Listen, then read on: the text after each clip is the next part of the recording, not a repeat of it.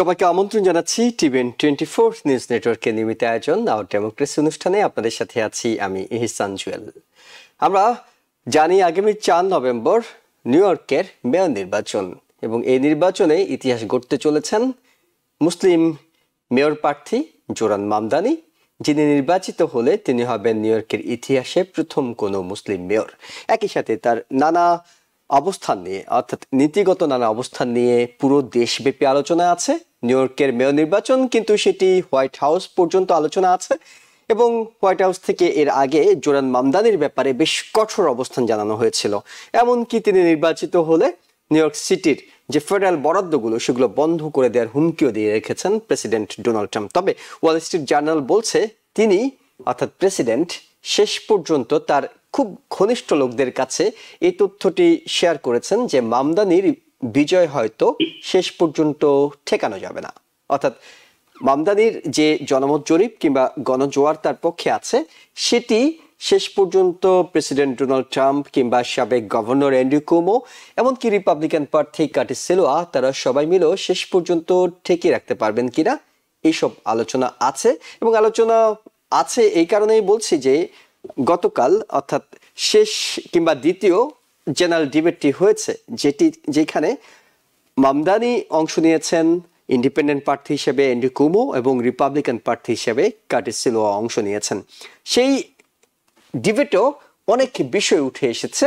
তবে একেবারে যে এই ডিবেটের ফলাফলের কারণে মানুষজন জনমত ঘুরে যাবে এমন কোনো চমক কোনো প্রার্থী দেখাতে পারেনি, কিন্তু প্রেসিডেন্ট এখন মনে করছেন যে মামদানিকে শেষ পর্যন্ত হয়তো ঠেকিয়ে রাখা যাবে না। এসবের পাশাপাশি আমরা আলোচনা করতে পারি ইউক্রেন যুদ্ধ থামাতে প্রেসিডেন্ট ডোনাল্ড ট্রাম্প তিনি তার চেষ্টা অব্যাহত রাখছেন, কিন্তু কোনোভাবেই তিনি বসে আনতে পারছেন না রাশিয়ার প্রেসিডেন্ট ভ্লাদিমির পুতিনকে। পুতিন বারবার একেবারে ছাই দিয়ে মাছ ধরার মতো প্রেসিডেন্ট ট্রাম্প চেষ্টা করেন, তিনি সেখান থেকে পিছলে বের হয়ে যাচ্ছেন। আমরা জানি যে সবশেষ বুদাপেস্টে একটি দ্বিপাক্ষিক বৈঠকের কথা প্রেসিডেন্ট ট্রাম্প ঘোষণা করেছিলেন, কিন্তু রাশিয়া এই বিষয়টাতে এতটাই গুরুত্ব না দিয়ে থেকেছে কিংবা এতটাই পাত্তা দেয়নি, শেষ পর্যন্ত প্রেসিডেন্ট ডোনাল্ড ট্রাম্পকে বলতে হয়েছে যে অনির্দিষ্টকালের জন্য এই বৈঠকটি স্থগিত করা হয়েছে। অর্থাৎ আগামী কবে প্রেসিডেন্ট ডোনাল্ড ট্রাম্প কিংবা প্রেসিডেন্ট ভ্লাদিমির পুতিন এক হয়ে কথা বলবেন, একসাথে বৈঠক করবেন, ইউক্রেন যুদ্ধ বন্ধে কোনো একটি সমঝোতা আনবেন, সেটি নিয়ে চরম অনিশ্চয়তা তৈরি হয়েছে। আর এর প্রেক্ষিতে প্রেসিডেন্ট ডোনাল্ড ট্রাম্প যেটি করেছেন, তিনি রাশিয়ার অর্থনৈতিক মেরুদণ্ড ভেঙে দেওয়ার পরিকল্পনা করছেন। তিনি রাশিয়ার তেল বিক্রি করে এমন দুটি বড় কোম্পানির উপর নিষেধাজ্ঞা দিয়েছেন। অর্থাৎ প্রেসিডেন্ট ডোনাল্ড ট্রাম্প দায়িত্ব নেওয়ার পর এতদিন তিনি হুমকি দিয়েছিলেন রাশিয়াকে যদি তারা কথা না শুনে নিষেধাজ্ঞা দেওয়া হবে, শেষ পর্যন্ত তিনি সেটি কার্যকর করেছেন। এবং একই সঙ্গে বাংলাদেশের রাজনীতিতে নানা বিষয় আলোচনা, যেহেতু আগামী ফেব্রুয়ারি মাসে নির্বাচন, 4 মাসেরও কম সময়, এখন রাজনৈতিক পরিস্থিতি নানা জল ঘোলা হচ্ছে, নানা পরিস্থিতি তৈরি হচ্ছে। এর মধ্যে রাজনৈতিক দলগুলো, সক্রিয় প্রধান রাজনৈতিক দলগুলো প্রধান উপদেষ্টার সঙ্গে দেখা করে নির্বাচনকালীন সরকার থেকে বেশ কয়েকজন উপদেষ্টা অর্থাৎ প্রত্যেকটি দলই কয়েকজন করে উপদেষ্টা নাম দিয়েছে, তাদেরকে সরিয়ে দিতে হবে। কারণ তারা মনে করছে এই উপদেষ্টারা অন্য দলের স্বার্থে কাজ করছেন, অন্য দলের এজেন্ডা বাস্তবায়ন করছেন, যেটি সাধারণত এর আগে উপদেষ্টাদেরকে নিয়ে কথা বলতো পলাতক আওয়ামী লীগ কিংবা অন্যান্য রাজনৈতিক দলগুলো, এখন তারা নিজেরাই কথা বলছেন যে এই উপদেষ্টারা অন্যদের এজেন্ডা বাস্তবায়ন করছেন। এর প্রেক্ষিতে আমরা জানি যে বর্তমানে নিউ ইয়র্ক এবং আমেরিকা সফরে আছেন জামায়াতে ইসলামীর আমির ডাক্তার শফিকুর রহমান। তিনি গতকালকে প্রথম দিনে সাংবাদিকদের সঙ্গে মত বিনিময় করেছেন এবং সেখানে তিনি বলেছেন 47 থেকে 2005 সালের 22 অক্টোবর পর্যন্ত যত রাজনৈতিক ভুল জামাত করেছে সেটির জন্য তিনি জাতির কাছে অর্থাৎ বাংলাদেশিদের কাছে নিঃশর্ত ক্ষমা চেয়েছেন। আমেরিকায় এসে সেই ক্ষমাটি তিনি চেয়েছেন। এইসব বিষয় নিয়ে আমরা আলোচনা করব আমাদের আজকের অনুষ্ঠানে, এবং আলোচনার জন্য আমরা আমন্ত্রণ জানিয়েছি টেক্সাসের A&M ইন্টারন্যাশনাল ইউনিভার্সিটির প্রফেসর ডক্টর মেহনাজ মোমেন এবং স্ট্যান্ডার্ড এক্সপ্রেসের সিও ও রাজনৈতিক বিশ্লেষক মোহাম্মদ মালেক। আপনাদের দুজনকেই স্বাগত জানাচ্ছি। প্রফেসর ডক্টর মেহনাজ মোমেন, আপনার কাছে যেটি জানতে চাই সেটি হলো জোরান মামদানি। আমরা নিঃসন্দেহে মালিক ভাইয়ের কাছে শুনবো, তার সিটিতে তিনি একেবারে সরাসরি বসে দেখার সুযোগ পাচ্ছেন, আপনি হয়তো গণমাধ্যম এবং অন্যান্য সূত্র থেকে দেখার সুযোগ পাচ্ছেন, তাই দূরের ভাষ্যটা আগে শুনেনি।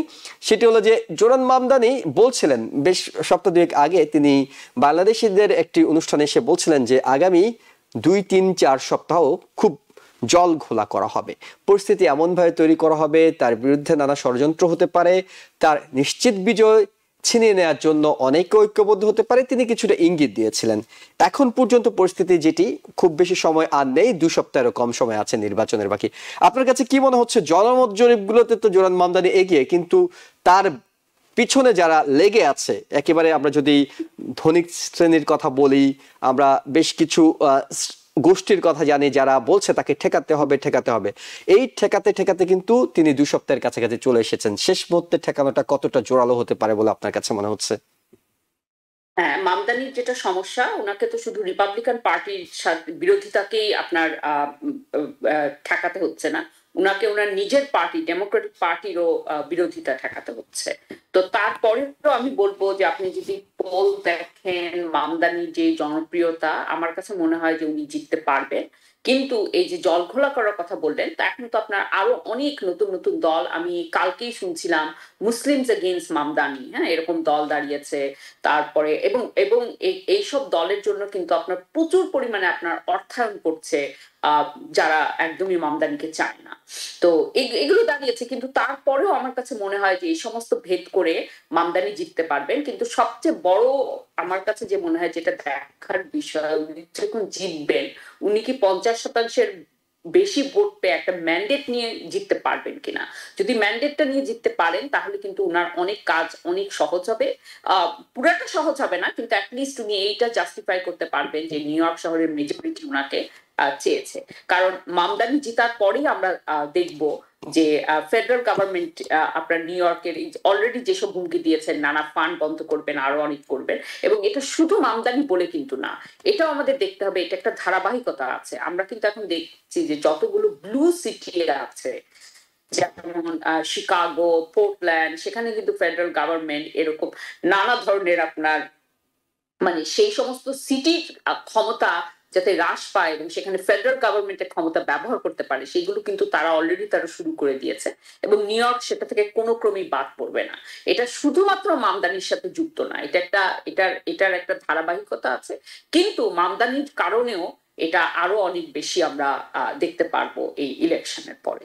জি, মোহাম্মদ মালেক, আপনার কাছে জানতে চাই, নিউ ইয়র্কের পরিস্থিতি জানতে চাই। আমরা প্রাইমারির আগে যেটি দেখেছিলাম যে বাংলাদেশি কমিউনিটি তারা সবাই মামদানির সঙ্গে আছেন, এবং প্রাইমারি নির্বাচনের ঠিক আগে আগে আমরা খুব একটা কুমো সমর্থকদের বাংলাদেশি কমিউনিটিতে দেখিনি।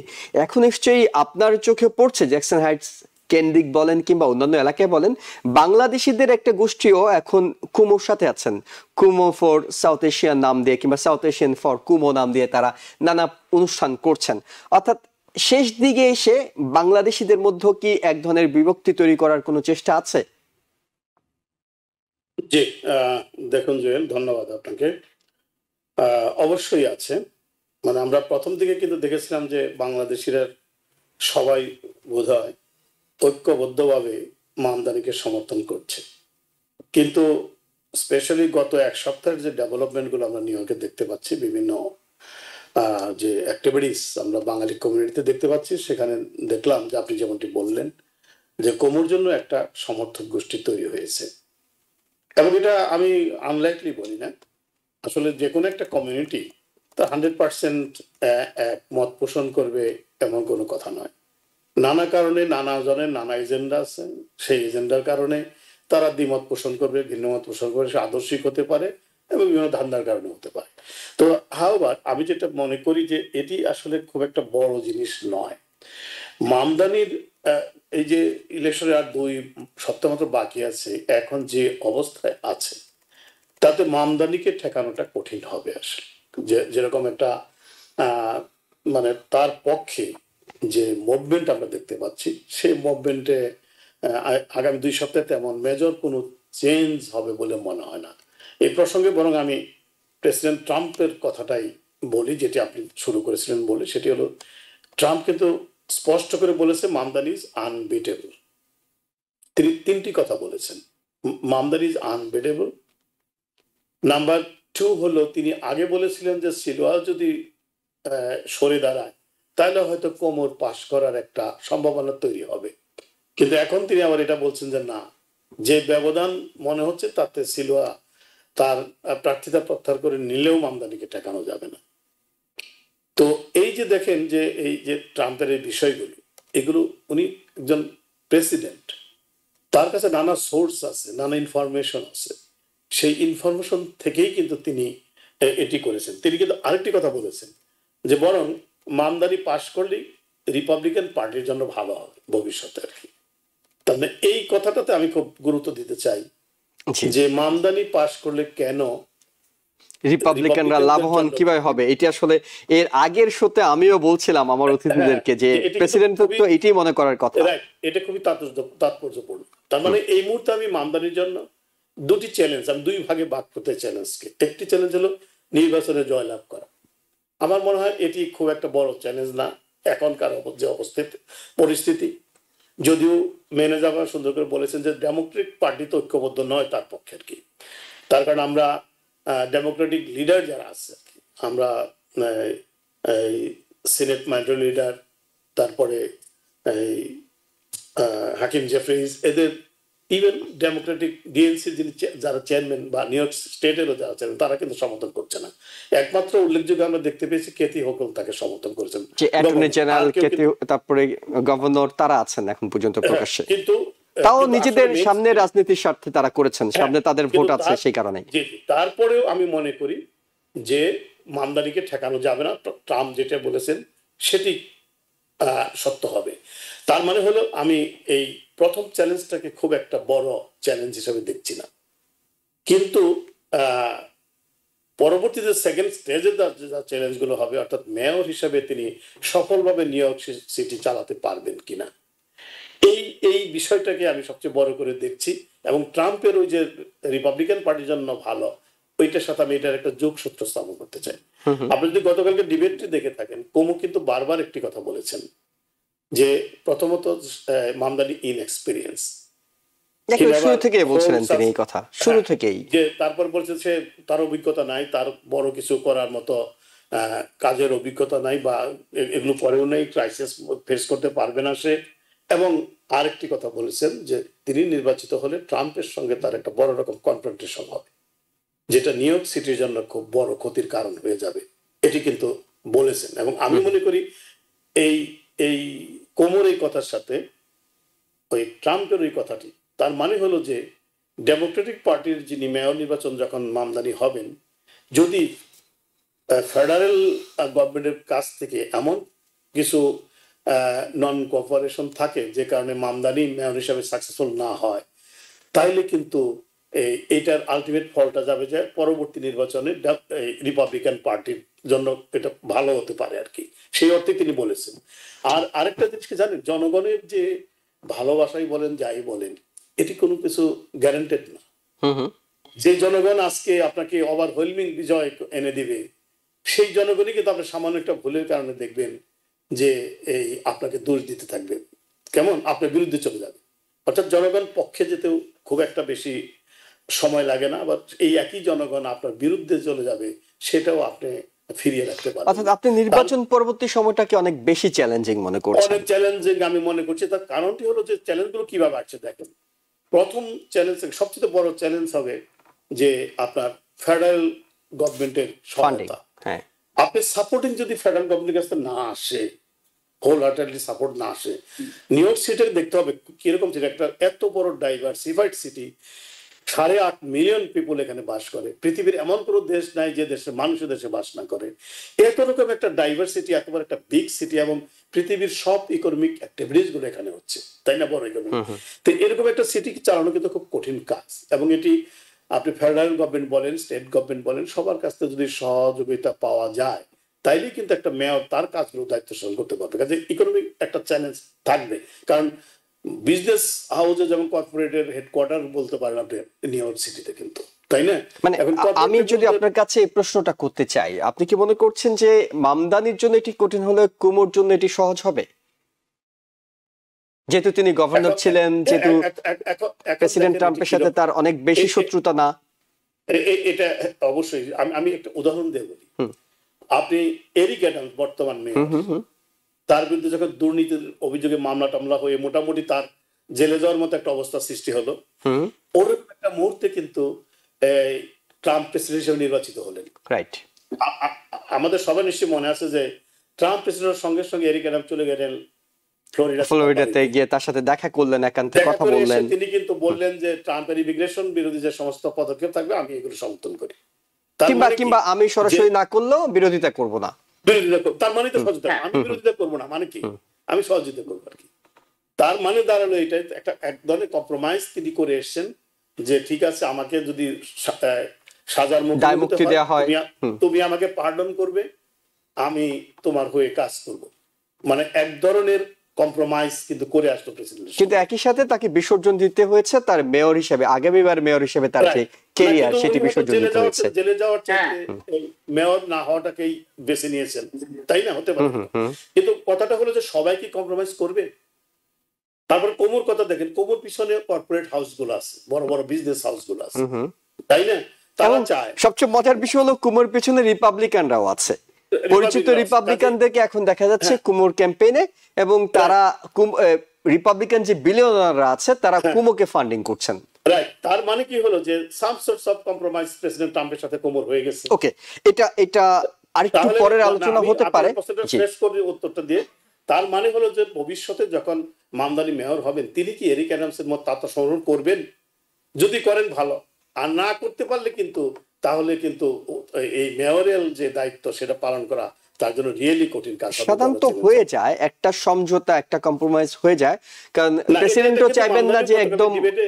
মামদানি কিন্তু গতকালকে ডিবেটের কথা বলেছেন যে I am open for discussion with president. Okay, বারবার ডিবেটের কথাটা উঠে আসছে, আমরা মেহনাজ মোমেন আপনার কাছে ডিবেটে বিষয়টা শুনবো, কারণ অনেকে ধারণা করছিল ডিবেটে অ্যান্ড্রু কুমো এমন কিছু করবেন যাতে জোরান মামদানির ভোট কিছু কমে যাবে, তার কাছে ভোট আসবে, কিংবা কার্টিস সিলভা এত দুর্বল পারফরমেন্স করবেন যে রিপাবলিকানরা মনে করবেন তাকে ভোট দেয়া ভোট নষ্ট, আমরা কুমোকে দিয়ে দিই, কিন্তু সেটি ঘটেনি। আমরা একটু ডিবেটের ছোট্ট একটা অংশ দেখে আসতে চাই, তারপর আলোচনায় ফিরছি।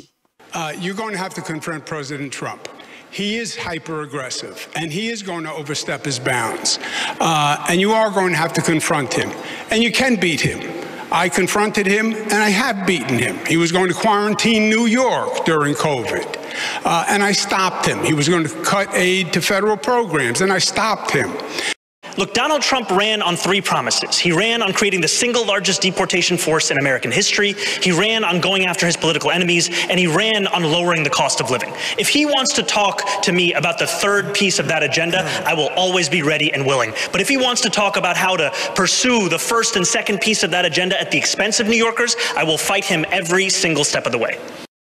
Andrew, you didn't leave. You fled from being impeached by the Democrats in the state legislature. Leave. You fled. If there was a ranked choice election, how would you vote, Mr. Mamdani? If there was a ranked choice election? In this. You'd have to rank these. Myself, number 1, and Curtis, number 2. Mr. Sliwa. Oh, please don't be glazing me here, Zora. Would any of you accept Mayor Adams' endorsement? Mr. Mamdani. No. Mr. Cuomo. Yes, I would. Mr. Sliwa. Absolutely not. Put that crook in jail where he belongs. How do you not renounce your citizenship or demand BDS against Uganda for imprisoning people who are gay just by their sexual orientation? Isn't that a basic violation of human rights? I think he gets the question. What do you say to the 13 women that you sexually harassed?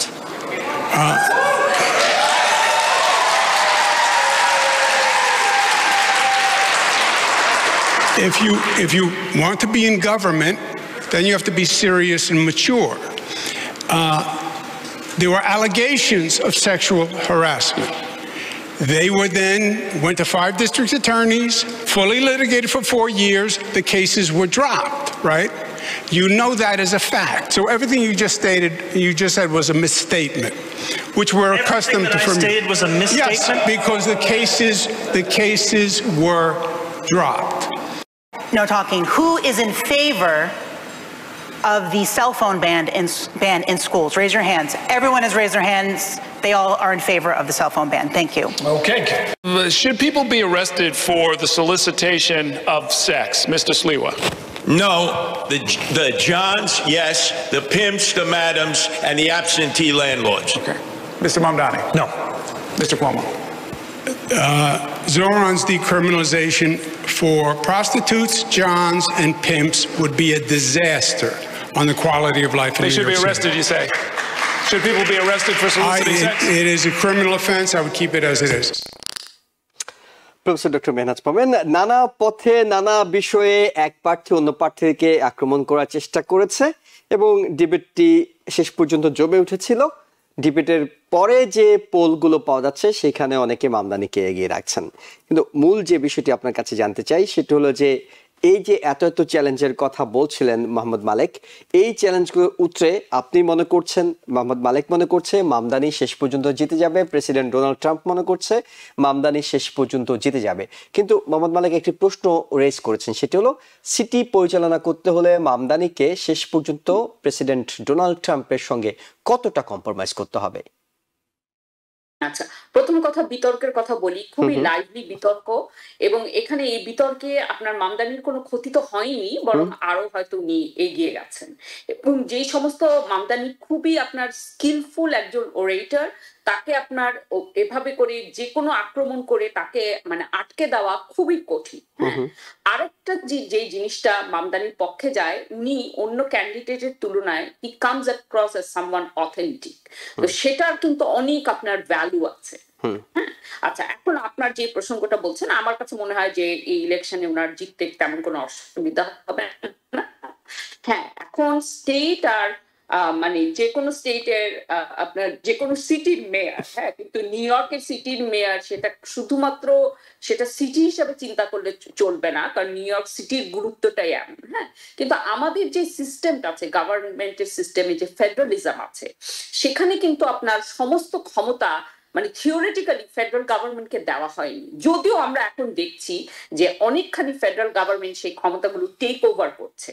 তারা অনেকখানি, আমি বলবো, কনস্টিটিউশনকে অগ্রাহ্য করে আপনার বিভিন্ন মানে সিটির কথা, যেটা একটু আমি আগে বলছিলাম, শিকাগো, পোর্টল্যান্ড, এলএ, এসব জায়গায় আপনার মিলিটারি পাঠাচ্ছে, এগুলো কিন্তু অগ্রাহ্য করছে লোকাল গভর্নমেন্টের ক্ষমতা। এখন আরেকটা জিনিস কিন্তু ডিপেন্ড করবে যে মেয়র হওয়ার পরে গভর্নরের কতটা উনি সাপোর্ট পান, কারণ অনেক কিছু আছে যে আপনার একটা সিটির জন্য সেটা স্টেট অনেক বেশি কন্ট্রোল করে ফেডারেল গভর্নমেন্টের থেকে অনেক বেশি, কিন্তু তারপরেও ফেডারেল গভর্নমেন্টের যে ক্ষমতা সেটা তো অস্বীকার করা যায় না। কিন্তু আমি এটা বলবো যে কম্প্রোমাইজ করতে হবে সেরকম না, কিন্তু আপনার উনাকে অনেক বেশি কি বলবো মানে স্ট্র্যাটেজিক হতে হবে, যাতে সমস্ত জিনিস নিয়ে ট্রাম্পের সাথে আপনার কোনো সংঘর্ষ না হয়। কিছু কিছু জিনিস যেগুলো অনেক আপনার কি বলবো মানে একদমই আদর্শগত জায়গা, সেখানে হয়তো সেই সংঘর্ষ মানে সেটাকে রোধ করা যাবে না, কিন্তু সবকিছুতে যদি সংঘর্ষ হয় তাহলে উনি কিন্তু গভর্ন করতে পারবে না। এইটা একটা তবে উনি যেই মাত্র উনি নির্বাচিত হবে, আপনার ট্রাম্প অ্যাডমিনিস্ট্রেশন উনার পথটাকে অনেক বেশি চ্যালেঞ্জিং করবে, যাতে কোনোভাবেই উনি গভর্ন করতে না পারে, এবং তাকে অনেক বেশি পরিণতবোধ এর পরিচয় দিতে হবে। তিনি যদি মেয়র হওয়ার পর তিনি বলেন যে জাতিসংঘের অধিবেশনে যোগ দিতে নেতানিয়াহু আসলে আমি তাকে গ্রেপ্তার করব, তাহলে হয়তো সেটি অনেক বেশি এরকম আমেরিকার মূলনীতির সঙ্গে সাংঘর্ষিক হয়ে যেতে পারে। কিন্তু এটা কিন্তু একটা জিনিস আমি বলবো, আপনি যদি দেখেন এটা কিন্তু কানাডাও এখন এই কথা বলছে, তো হয়তো যে মামদানি যে সময়ে কথাটা বলেছিল এটা অনেক আনইউজুয়াল ছিল, কিন্তু 8-6 মাস পরে আমরা হয়তো অনেক রাষ্ট্রের থেকে এই কথাটা শুনবো, আর এই কথাটা অনেকটা সিম্বলিক। আমার কাছে মনে হয় না এই কথাটা তেমন কোনো গুরুত্ব আছে। ওকে, সেক্ষেত্রে মোহাম্মদ মালেক আপনার কাছে আরেকটা বিষয় জানি, সেটা হলো যে আমরা দেখছিলাম এরিক অ্যাডামস, তিনি সরে গিয়েছেন, চুপ ছিলেন, সরে গিয়ে একেবারে মাসের শুরুতে সরেছেন, চুপ ছিলেন, কিন্তু কালকে দেখলাম তিনি আবার অ্যান্ড্রু কুমোকে সমর্থন ঘোষণা করেছেন। এখন তার প্রায় 7-9% ভোট ছিল, সেগুলো হয়তো শেষ পর্যন্ত অ্যান্ড্রু কুমো পেতে পারেন। কার্টিস সিলোয়া এখন পর্যন্ত বলছেন তিনি কোনোভাবে সরবেন না, কিংবা প্রেসিডেন্ট ট্রাম্পও তাকে সরানোর নতুন করে উদ্যোগ নিচ্ছে না, কিন্তু 2 সপ্তাহ বাকি এখনো। যদি কার্টিস সিলোয়াকে সরিয়ে দেওয়া সম্ভব হয়, তার তো প্রায় 15-19% ভোট আছে, সেগুলো যদি যোগ হয়, অর্থাৎ সব ভোট, এরিক অ্যাডামসের ভোট, কার্টিস সিলোয়ার ভোট, সব যদি অ্যান্ড্রু কুমোর সঙ্গে যোগ হয়, তাহলেও কি আজকে যেভাবে বলছেন যে মামদানি জিতেই যাবে, তখনও কি সেই ইকুয়েশনটা থাকবে? দেখুন, ইকুয়েশনটা আমি মনে করি যে আসলে যে কোনো সমীকরণেই মামদানিকে হারানোটা কঠিন। তার কারণটি হলো যে সর্বশেষ যে জরিপ আছে AARP যে সার্ভে যেটা আছে সেখানে বলে দিয়েছে যে মামদানির ভোট আছে 43.2%, আর কমু এবং সিলোয়া দুজনের মিলিত ভোট হলো 47%। আচ্ছা, এখন 47 আর 43 এই হলো এখনকার অবস্থা। তো এই যে এই মানে এরিক অ্যাডামসের যে 9% ভোট ছিল সেটা কিন্তু এর মধ্যে চলে আসছে, হয় কিছু ভোট 43%-এর মধ্যে চলে আসছে, কিছু ভোট এই কমু এবং সিলোয়ার মধ্যে চলে আসছে। তার মানে আলটিমেটলি হলো এখন 43 আর 47। এখন আমি যদি ধরি যুক্তিতর্কের খাতিরে যে 47% ভোটই কমু পাবে সিলোয়ার চলে গেলে, তাই না? তাহলে সেক্ষেত্রে মামদানি পাস করতে পারবেন না, নির্বাচিত হতে পারবেন না। কিন্তু তাই কি কখনো হয়? এখন সিলোয়ার চলে যাবে, তার 20% ভোট সবই চলে যাবে এই কোমর দিকে, কিছু ভোট কি মামদানির দিকে যেতে পারে না? কিংবা অনেকে হয়তো ভোট দিতেই আসবেন না। এক্স্যাক্টলি, অ্যাবসেন্ট ভোটার থাকবেন। কাজে এই তখন এই 20% ভোট যে সিলোয়ার আছে এগুলো কিন্তু সবই কাস্ট হবে না। কেমন তারা কেন দিয়ে আসবে না? কারণ ভোটাররা কখন আসে? যখন তার প্রার্থী থাকে। মানে সিলোয়ার যারা ভোটার রিপাবলিকান, যারা কট্টর রিপাবলিকান আছে, তারা কিন্তু মামদানিকে ভোট করবে না, তারা কুমোকে ভোট করবে না। সিলোয়ার পাস করুক না করুক, ভোটটা তারা সিলোয়ার থাকলে সিলোয়ারকে ভোট প্রদান করবে, কিন্তু যখন সিলোয়ার থাকবে না তারা এবসেন্ট থাকবেন। যার ফলে যে কোনো ইকুয়েশনে আপনি দেখেন না কেন, যেভাবেই সমীকরণগুলোকে ঘুরিয়ে নিয়ে আসেন, আলটিমেটলি মামদানিকে হারানো রিয়েলি টাফ। ওকে, আর খুব বেশি দিন নেই এবং সামনের দিনে তো আমরা আলোচনা করব বটে, একই সঙ্গে হয়তো পরিস্থিতিগুলো আরো বেশি পর্যবেক্ষণ করা যাবে। প্রফেসর ডক্টর মেহনাজ মোমেন, আমরা একটু প্রসঙ্গ পাল্টে ইউক্রেন যুদ্ধের দিকে দৃষ্টি ফেরাতে চাই। অবশেষে প্রেসিডেন্ট ডোনাল্ড ট্রাম্প রাশিয়ার দুটো বড় বৃহত্তর তেল কোম্পানি রসনেফট এবং লুকোয়েল দুটোর উপরে তিনি নিষেধাজ্ঞা দিয়েছেন। এটি কতটা কার্যকর হবে, কিংবা পুতিনকে তিনি বাগে আনতে পারছেন না, কতটা বাগে আনতে পারবেন বলে মনে হয়? দেখেন, এখন ইউক্রেন যুদ্ধে রাশিয়া অনেক স্ট্রং জায়গায় আছে। এখন পুতিনের কোনোভাবেই কম্প্রোমাইজ করার মানে কোনো যুক্তিই নাই, উনি কেন করবেন? আর যে এখন যে ইয়েগুলো স্যাংশন গুলো দেওয়া হয়েছে এগুলো কিন্তু আগেও ট্রাই করা হয়েছে, কোনোভাবেই কাজ করেনি। এবং এখানে আমরা জানি বিশ্ববাজারে তেল বিক্রির আরো অনেক পথ আছে। এবং আরেকটা বড় কথা আমাদের দেখতে হবে, যেটা আমেরিকা চেষ্টা করেছে যে রাশিয়াকে একঘরে করে দিতে, সেটা কিন্তু পারেনি। উল্টা রাশিয়ারও অনেক শক্তিশালী বন্ধু বান্ধব মানে অন্য রাষ্ট্র আছে, এবং উল্টা আমেরিকায় আমাদের অনেক ধরনের পররাষ্ট্র নীতির কারণে আমরাই অনেকটা একঘরে হয়ে গেছি। তো এই অবস্থায় কিন্তু রাশিয়াকে এভাবে মানে নিয়ন্ত্রণ করা খুবই কঠিন। তারপর এই ইউক্রেন যুদ্ধ ব্যাপারে শুধুমাত্র রাশিয়ার ইউক্রেনদের দিকে তাকালে হবে না, এখানে কিন্তু আপনার আন্তর্জাতিক অনেক ধরনের সম্পর্ক আছে। আপনার প্যালেস্টাইনকে কোথায় সমর্থন করছে দেখতে হবে। তারপর এখন আমেরিকা অনেকটা পায়তারা করছে ভেনেজুয়েলা আক্রমণ করার জন্য। কাজে আপনার গ্লোবাল সাউথের অনেক দেশ তারা কিন্তু ধরেন মানে কি বলবো, মানে তাদের স্টেক গুলো ডিফারেন্ট হয়ে গেছে। তারা ধরেন আগে যে সমস্ত কথা আমেরিকা যে কথা বলতো সেটা শুনতো, কারণ আমেরিকার সাথে একই দলে থাকলে তাদেরই মানে তারা আপনার নিরাপদ থাকবে বলে ভাবতো। কিন্তু এখন কিন্তু সেই জিনিসটা, সেই ফিলিংটা আর নাই। হ্যাঁ, তো এখন এই সমস্ত অনেক হিসাব চলে এসছে। আমার কাছে মনে হয় যে যত দেরি হবে শান্তি চুক্তির, ইউক্রেনের জন্য এটা ততই ক্ষতিকর। কিন্তু এই মুহূর্তে আপনার মানে রাশিয়া কোনোভাবেই মানে এই শান্তি চুক্তির কোনো জিনিসই রাজি হচ্ছে না, কারণ এখন সময়টা তাদের পক্ষে। ওকে, মোহাম্মদ মালেক, আপনার কাছে বাংলাদেশ প্রসঙ্গে একটু জানবো। গতকালকে বাংলাদেশ জামায়াত ইসলামের আমির ডক্টর শফিকুর রহমান তিনি এক সপ্তাহের জন্য আমেরিকা এসেছেন। প্রায় 24 বছর পর জামায়াতের কোনো আমির আমেরিকা এলেন। এর আগে তাদের উপর নানা নিষেধাজ্ঞা ছিল, সরকারি বাধা ছিল, আমেরিকা সরকার থেকে বাধা ছিল, জামাতের কোনো আমির আসতে পারেননি। তিনি এলেন এবং তিনি সাংবাদিকদের সঙ্গে মতবিনিময় করেছেন। সেখানে সাংবাদিকরা তার কাছে 71-এর ভূমিকা নিয়ে প্রশ্ন করেছিল। তিনি তখন বলছিলেন যে আসলে ক্ষমা তো এর আগে আমরা 3বার চেয়েছি। তাদের সাবেক আমির প্রফেসর ডক্টর গোলাম আজম চেয়েছেন, মাওলানা মতিউর রহমান নিজামী চেয়েছেন এবং তিনি নিজেও একবার ক্ষমা চেয়েছেন ঢাকায়। তিনি বলছেন যদি তারপরও মনে হয় যে সেই ক্ষমা 3বার চাওয়াটা পর্যাপ্ত না হয় এবং আমাদের কোনো কাজে কেউ একজন হলেও ক্ষতিগ্রস্ত হয়েছেন, তাহলে আমাদের ক্ষমা চাইতে সমস্যা কোথায়? তিনি নিঃশর্ত ক্ষমা চেয়েছেন জাতির কাছে। বাংলাদেশের রাজনীতিতে জামাতকে এখন খুবই গুরুত্বপূর্ণ হিসেবে দেখা হচ্ছে। কেউ কেউ মনে করছে জামাত ইভেন ক্ষমতায় যাওয়ার মতো অবস্থা তৈরি হয়েছে। সেই জায়গায় ৭১ প্রশ্নটি ঝুলেছিল, অনেকের মনের মধ্যে দাগ কেটে আছে। আপনার কাছে কি মনে হয় তার এই ক্ষমা চাওয়া কতটা কৌশলী, কতটা আন্তরিক, কতটা আগামী দিনের বাংলাদেশের মূল ধারার সঙ্গে তাদের রাজনীতিকে সম্পৃক্ত করতে পারবে? জি, দেখুন আপনার প্রশ্নের জবাবে যদি আমি খুব এক কথায় বলি, তাহলে তিনি যে জবাবটি দিয়েছেন এটা 100% কৌশলী একটা জবাব। উনি যেটি বলেছেন যে 47 থেকে 2025 পর্যন্ত, 1947-2025 পর্যন্ত যদি কোনো ভুল করে থাকে তাহলে ক্ষমা প্রার্থী। আসলে কিন্তু যে প্রশ্নটি করা হয়েছিল তাকে, প্রশ্নটি কিন্তু 47 থেকে 25 পর্যন্ত করা হয়নি। না, একেবারে ৭১-এর কথা উল্লেখ করে বলা হয়েছিল। 1971 সালে তাদের যে ভূমিকা, সেই ভূমিকার জন্য তারা অনুতপ্ত বা ক্ষমা প্রার্থী কিনা সেটা জানতে চেয়েছিল। তিনি কিন্তু সরাসরি সেটা বলেননি। তার মানে কি দাঁড়ালো, ৭১ সালে তাদের ভূমিকার ব্যাপারে তিনি ক্ষমা চাচ্ছেন না। আরেকটা জিনিস হলো, দেখেন ক্ষমা আমি ব্যক্তিগত পর্যায়েও যদি ধরি, ক্ষমা দুইভাবে হতে পারে। মনে করেন সে কথার কথা, একজন লোক হজ পারফর্ম করতে যাচ্ছে, সবাইকে বলে যায় দোয়া করবেন, হজে যাচ্ছি, কোনো ভুল ত্রুটি করা থাকলে আমাকে মাফ করে দিবেন, ঠিক কিনা? এটা একজন ক্ষমা প্রার্থনা। তার মানে উনি ভুল করুক না করুক, যদি হার্ট করে থাকে সেজন্য ক্ষমা চাচ্ছে।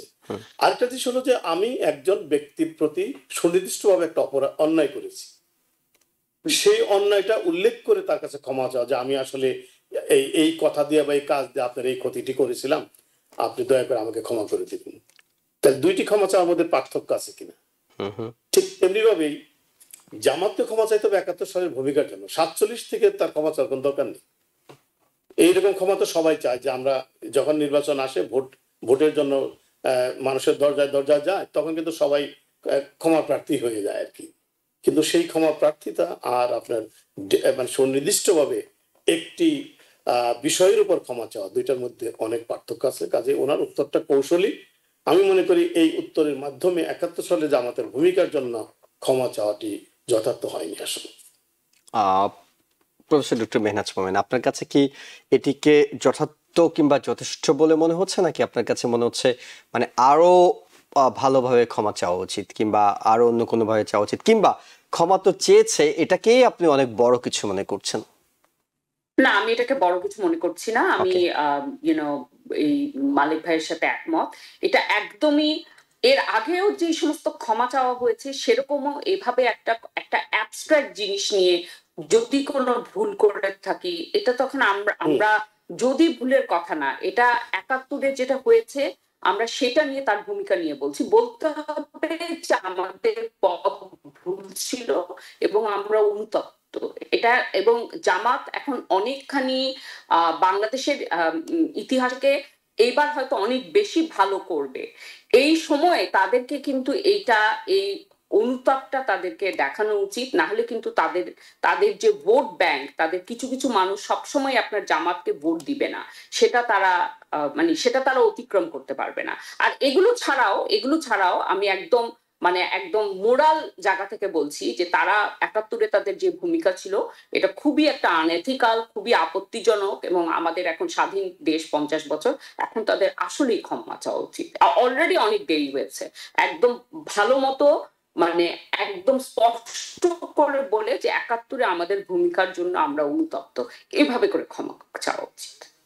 ওকে, আমরা একটু মোহাম্মদ মালিক আপনার কাছে যে বিষয়টি জানতে চাই সেটা হলো যে আমরা দেখলাম প্রধান উপদেষ্টার সঙ্গে বিএনপি, জামাত, এনসিপি সবাই দেখা করলো, নির্বাচন নিয়ে তারা কথা বলেছেন, এবং এই নির্বাচন নিয়ে কথা বলার একটা পর্যায়ে বিএনপি এবং জামাত থেকে আলাদা করে তালিকা দেওয়া হয়েছে প্রধান উপদেষ্টার কাছে যে অমুক অমুক উপদেষ্টাকে বাদ দিতে হবে, এবং সেই তালিকাটা পুরোপুরি হয়তো দলগুলোর পক্ষ থেকে প্রকাশ করা হয়নি, প্রধান উপদেষ্টার কার্যালয় থেকে প্রকাশ করা হয়নি, সাংবাদিকরা বিভিন্ন সোর্সে বিভিন্ন উপদেষ্টাদের নাম জানতে পেরেছেন। তবে ছাত্র উপদেষ্টা দুজনের কথাও সেখানে আলোচনা আছে, এবং তাদেরকে একটা সময় সেপ্টেম্বর মাসে পদত্যাগ করতে বলা হয়েছে বলেও একটি সংবাদ মাধ্যম তারা সংবাদ প্রচার করছে যে তাদেরকে অফার করা হয়েছে তোমরা পদত্যাগ করো, মাহফুজ পদত্যাগ করতে চাননি, আর আসিফ হয়তো নির্বাচনের তফসিল ঘোষণা হলে পদত্যাগ করবেন এমন একটি আভাস দিয়েছেন। এই উপদেষ্টাদের রদবদল কিংবা উপদেষ্টাদের শেষ পর্যন্ত বিতর্কিত হয়ে যাওয়া আর কি, যেটি নিয়ে কথা হচ্ছিল যে উপদেষ্টারা কোন দলের হয়ে কাজ করছেন কিনা, সেটি কি তাহলে প্রমাণই হচ্ছে যে দুই দলই যেহেতু উপদেষ্টাদের তালিকা দিচ্ছে, নাকি তারা মনে করছে আমাদের সাথে কাজ করছে না, সো তাকে সরাই দিলে ভালো? না, আসলে বিষয়টা আমি ওভাবে দেখছি না। আপনি বাংলাদেশের গণতান্ত্রিক চর্চার মূল সমস্যাটা কি ছিল? একটা অবাধ, সুষ্ঠু, ইনক্লুসিভ এবং পার্টিসিপেটিভ নির্বাচনের অনুপস্থিতি, এটি ছিল কোন মূল সমস্যা। এবং এইখান থেকেই এক ধরনের স্বেচ্ছাচারিতা বলেন, স্বৈরাচারী বলেন কিংবা ফ্যাসিস্ট আচরণ হয়। একটা সরকার কিন্তু 5 বছরের মধ্যে হয় না, ফ্যাসিস্ট হতে পারে না চাইলেও, ফ্যাসিস্ট হয় না, কারণ আগের সরকার সেটআপ সরাতে তাদের সময় লাগে। একটা সরকার ফ্যাসিস্ট হয় কখন? যখন সে চিন্তা করে যে 5 বছর পরে নির্বাচনে আমি নির্বাচিত হব, এমন কোন মেকানিজম আমি তৈরি করব যে মেকানিজমের ফলে আমি নির্বাচিত হবে। হয় এটাকে ইনক্লুসিভ করব না, ইনক্লুসিভ করলেও আমি পার্টিসিপেটিভ করব না, এমন ভাবে কতগুলো কন্ডিশন তৈরি করব যেন এটা ইনক্লুসিভ হলেও পার্টিসিপেটরি না হয়। তো যে কারণে আমি যেন সেই নির্বাচনে জয়লাভ করে আসতে পারি, এবং বছর এক টার্মের পর আরেক টার্ম, আরেক টার্মের পর আরেক টার্ম, এমনি করে আমি 2040-42 সাল পর্যন্ত আমি ক্ষমতায় থাকবো।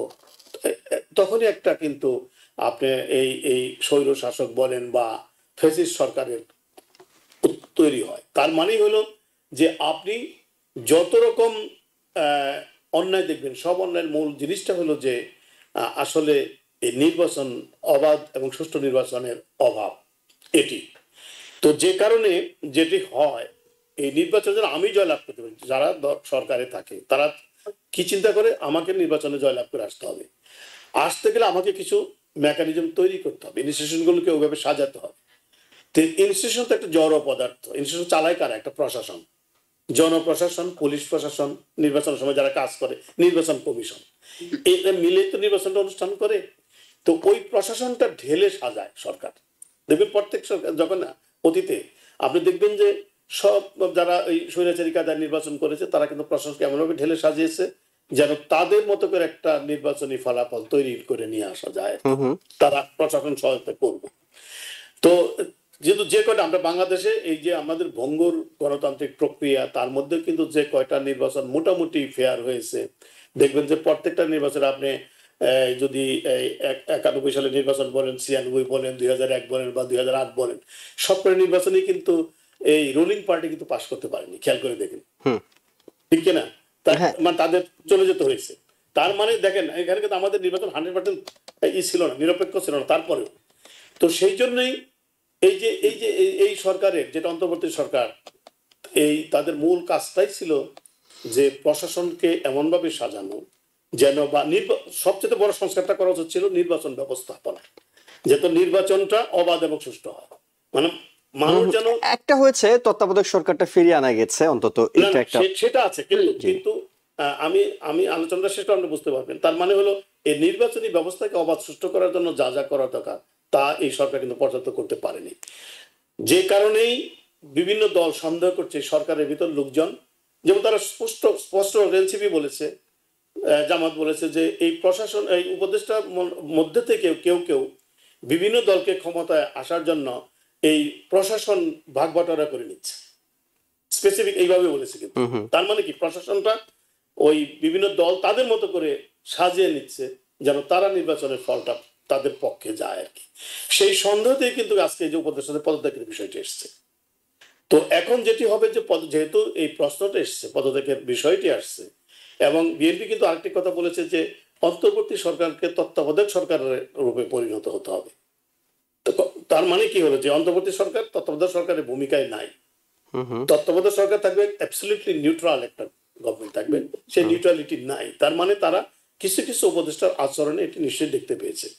তা আমি মনে করি যে এই যে রাজনৈতিক দলগুলোর যে দাবিগুলো তারা করেছে, এগুলো এখন বর্তমান অন্তর্বর্তী সরকারের উচিত হবে এটি গভীরভাবে আমলে নেওয়া দরকার, কারণ আমলে নেওয়া দরকার, এবং একটা অবাধ এবং সুষ্ঠু, মানে এক নির্বাচনই সব 100% অবাধ সুষ্ঠু আপনি পাবেন না, যতটুকু ম্যাক্সিমাম করা যায়। ফেরেশতা কোথায় পাবেন আপনি নির্বাচন পরিচালনার জন্য? অর্থাৎ আপনি যদি রাজনৈতিক দলগুলোকে আস্থায় না আনতে পারেন, তাইলে কিন্তু একটা ভালো নির্বাচন হলেও কিন্তু এটা বিশ্বাস করবে না কেউ দলগুলো। অর্থাৎ এমন ভাবে নির্বাচন ব্যবস্থাটা সাজাতে হবে এবং পরিচালনা করতে হবে যেন রাজনৈতিক দলগুলো মোটামুটি একটা আস্থায় আসে। ডক্টর মেহনাজ মাহমুদ মালেক অনেকটাই মানে বিশদভাবে বলেছেন বিষয়টি নিয়ে, আমার কাছে মনে হচ্ছে। আপনি যদি কিছু যোগ করতে চান, বিশেষ করে শেষের যে কথাটি, যদি আস্থায় না আনা যায় তখন তো যে দল হেরে যাচ্ছে সে আবার আন্দোলন জ্বালা পড়া শুরু করে বলবে যে আমাকে হারিয়ে দেওয়া হয়েছে, আমি তো হারতাম না, আমি তো ক্ষমতায় যাওয়ার স্বপ্ন দেখছিলাম এতদিন, এখন আমি হারলাম কেন, নিশ্চয়ই আমাকে হারিয়ে দেওয়া হয়েছে। তখন তো আরেকটা গণতান্ত্রিক সংকট তৈরি হবে। আমাদের সমস্যাটা এরকম যে যেই ক্ষমতায় যায় তারা ওই 5টি বছরের কথা ভাবে এবং ওই 5টি বছর পরে তারা কিভাবে জিতবে, আবার জিতবে সেভাবে চিন্তা করে না, বরং তারা কিভাবে মানে কম পরিশ্রমে ওই জায়গাটাতে আবার থাকতে পারবে। তো এইটা আমাদের হচ্ছে আমাদের রাজনৈতিক সংস্কৃতি। এই সংস্কৃতিটা যদি বদল না হয় তাহলে হাসিনা গেল বা কে আসলো কোনো পার্থক্য হবে না, যেই আসবে সে একইভাবে ক্ষমতার অপব্যবহার করবে। এখন এইটার জন্যই আমাদের একদম স্ট্রাকচারাল সংস্কার দরকার, যেটা হয়তো শুরু হয়েছে কিন্তু সেটা আসলে এত সহজ না, কারণ এটা শুধু পলিটিক্যাল পার্টি, একটা পলিটিক্যাল পার্টি গেছে, কিন্তু যেই ব্যুরোক্রেসি ছিল সেই ব্যুরোক্রেসি ক্ষমতায় আছে, যেই আর্মি ছিল সেই আর্মি আছে। কারণ আমরা যে হাসিনা আমলের যে করাপশন বা যেই আপনার মানে নীতিগত যে স্খলন নিয়ে কথা বলি, ওটা তো একা পলিটিক্যাল পার্টি করেনি, ওটার সাথে আপনার ব্যুরোক্রেসি যুক্ত ছিল, আর্মি যুক্ত ছিল। তো একটা পার্ট চলে গেছে, বাকি পার্টটা তো আছে, তাই না? আর যেটা সবচেয়ে বড় যে জিনিসটা করতে হবে যে একটা নির্বাচনের মধ্যে নির্বাচন এই সিস্টেমটার উপর একটা বিশ্বাস, যে আমি যদি ভালো কাজ করি আমি আবার নির্বাচিত হব। আমাকে শুধু 5 বছরটা দেখলে হবে না, এবং আমাকে কিভাবে আমি কম মানে কোনো কিছু না করে আবার নির্বাচিত হব সেটা না, আমি এমন ভাবে কাজ করব যাতে আমি নির্বাচিত হই। কিন্তু এখন এইরকম সাংস্কৃতিক পরিবর্তন এটি খুবই কঠিন, এবং সবচেয়ে বড় যে সমস্যাটি হবে, এখন অনেকগুলো রাজনৈতিক দল মিলে একটা সরকারের পিছনে পরিচালনা করার ভূমিকা রাখছে, কিন্তু আমরা নিশ্চিত করে বলতে পারি ফেব্রুয়ারি নির্বাচন হওয়ার পর যে দল ক্ষমতায় যাবে তারাই শুধুমাত্র পরিচালনা করবে, অন্যদের অংশগ্রহণের সুযোগ রাখবে না। বিরোধিতা করার সুযোগ থাকবে কিন্তু অংশগ্রহণের সুযোগটা থাকে না বাংলাদেশের রাজনৈতিক সংস্কৃতিতে। তখনই আসলে কিন্তু এবার হয়তো এককভাবে কোনো দল ওরকম সংখ্যাগরিষ্ঠতা পাবে না, তখন হয়তো একসাথে আপনার সরকার গঠন করবে এবং সেই ক্ষেত্রে একটা সম্ভাবনা থেকে যাবে। জি জি, অনেক ধন্যবাদ আপনাদের দুজনকে আপনাদের মূল্যবান সময় এবং মতামতের জন্য। ধন্যবাদ জানাচ্ছি দর্শকদেরও যারা এতক্ষণ আমাদের সঙ্গে ছিলেন। ভালো থাকবেন। TBN 24 টেলিভিশন দেখতে আজই কল করুন 7187776556। লগ ইন করুন www.totalcablebd.com। নিউ ইয়র্ক থেকে সম্প্রচারিত TBN 24 টেলিভিশন বিশ্বজুড়ে বাঙালির কণ্ঠস্বর।